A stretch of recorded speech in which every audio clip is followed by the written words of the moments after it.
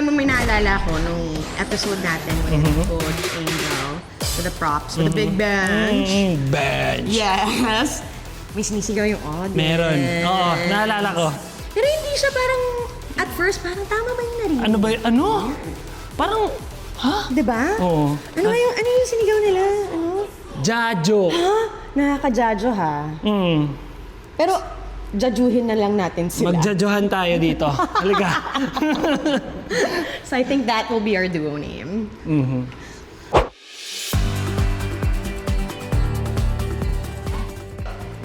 Yes. Let's go, Joker. Wow! Hi, Coach! Kayo pala yun! Kaya pala, sabi nila sa akin, surprise, meron kang bagong duo na i-handle. First time. Oo nga, first time. And permanent partners. That's right. Kami na two. Okay, so dahil dyan, mag-aaral kayo ng dance hall. Let's go. Na I think is napanalunan ni Joker last time. Tama. And first time ni Jasmine. Na mananalo sa dance hall. Oy! Dance Diba? hall, dance of rhyming yun. Okay? So ayun, since dance hall yung style natin, ang theme natin ngayon is festivals. Okay. But around the world. Let's go. Meron ba kayong idea festival from India? Ano yan, Coach? Yung super colorful niyan. Yes. Diba? Yun. Wala akong idea, Coach, pero alam kong merong festival sa India na makulay. Oh! Oo, yan. Hindi. Gets Starts with naman! H. Holy. Holy. Holy Festival! Coach, tama. Munti ko na makalimutan kasi medyo nag-iisip-isip ako kanina. Galing mo talaga. Galing mo. Ikaw talaga. The brain is braining. Okay, so Holy Festival, gumagamit sila ng holy powder na very colorful. Then, sabog lang. With each other, sa taas, it's ano lang siya, para very bright, colorful celebration. Okay. Parang ganun. Okay. So, exciting, right? Let's go. First dance hall, and honestly, whoo! it's so fun. It's really fun, and I think yun yung na-appreciate ko na sinasabi ni Coach Ellie lagi sa amin. Enjoy it. Enjoy it. It's about having fun, and the audience watching, dapat maramdaman nila from us na nag-enjoy kami.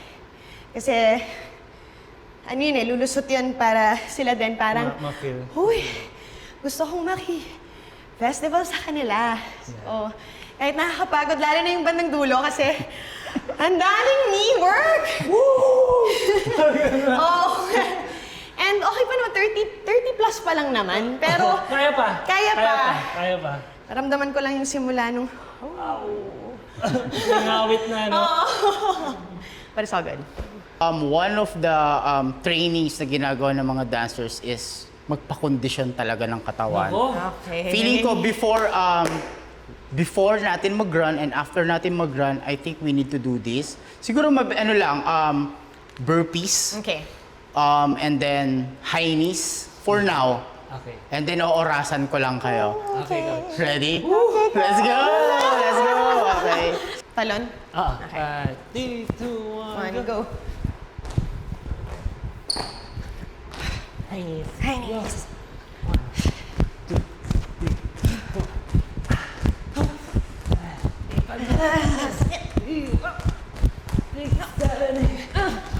Yo! Kamusta? Tagal-tagal din yun Sakit, Coach. Kailang? Mainit. Yes. Yeah, mainit sa Kasi- likod. Mainit yan. Kasi lalo na dancehall laging grounded dapat. So, ito yung unang-unang mababurn sa inyo. So, kailangan sobra siyang nasa kondisyon. Okay. Saka yung stamina. So, Yeah. importante pa rin ang conditioning sa atin as dancers. Ready for full out? Let's go. Let's go! Let's go! Let's go! Let's go! Let's go, ate.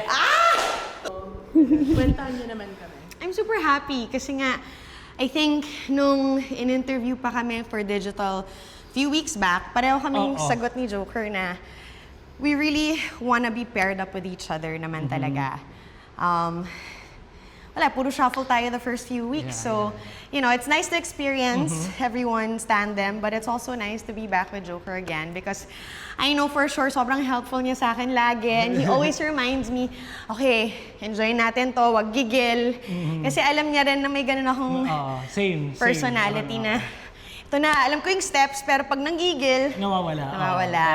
Yun. Feeling ko doon kami nagkasundo kasi pag nire-remind ko si ate, ang totoo nun, nire-remind ko lang yung sarili ko din. Totoo ba? Na pagka, minsan kasi nagigigil ako, hindi ko na nakapapakita yung steps. Yeah. So, pag sinasabi ko sa'yo, nare-remind na rin ako sa mga Yeah. timing, sa Yeah. mga facial expression, mga ganun. para kaming mirror ng isa't True. isa. And yun dapat sana yung mag-reflect din sa partnership namin, diba?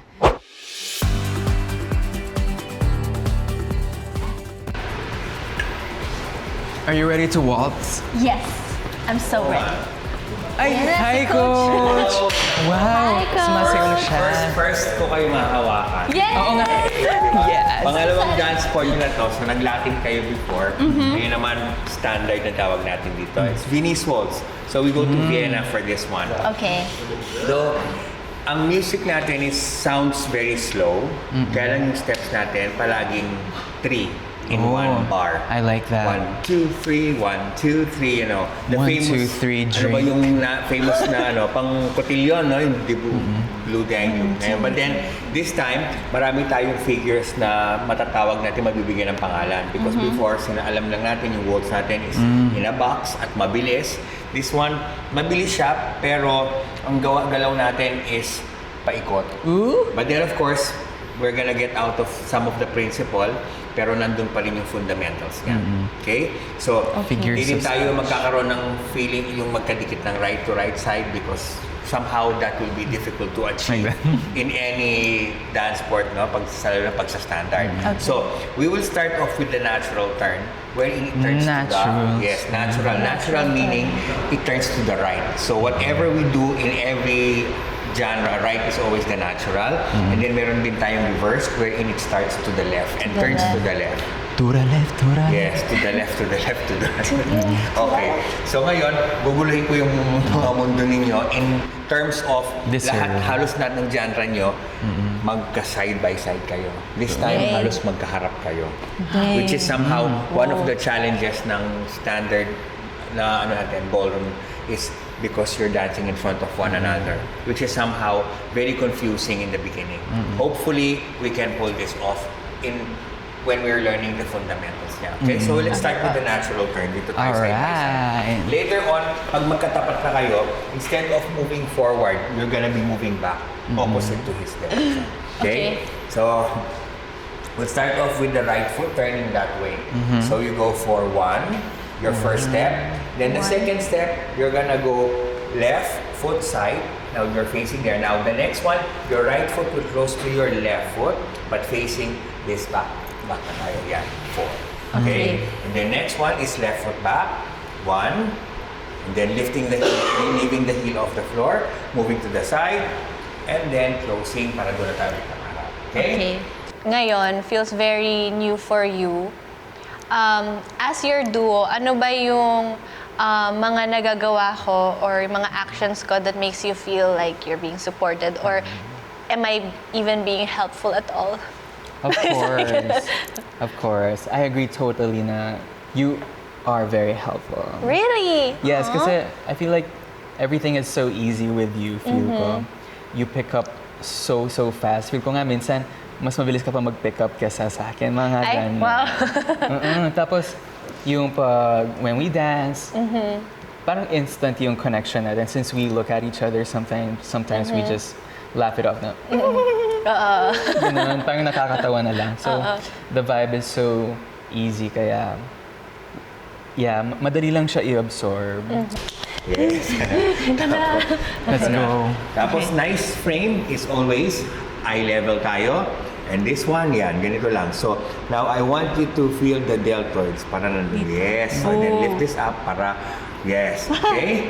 So, then you're just completely, the principle that I'm breaking here, you can look at each other. Okay. Yes, because of our treatment. Okay, so ready? 5, 6, 7, go. And 1, 2, 3, and 2, 2, 3 and 3, 2, 3 and 4. Nice one. Good one. Okay? So just refrain from looking down because it's going to be confusing and you might get dizzy. Okay po. Okay? So yun lang din ang mga tips natin.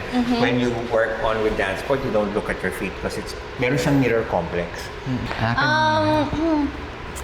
Ano lang, siguro kasi may time lang na pag nagtuturn, hindi ako nagpo-focus sa isang place or ganyan. Masyadong kalat yung isip ko. So, pagka tuloy nagtuturn, nakikita ko gumaganon yung mundo na pagka land ko talagang ganyan na ako.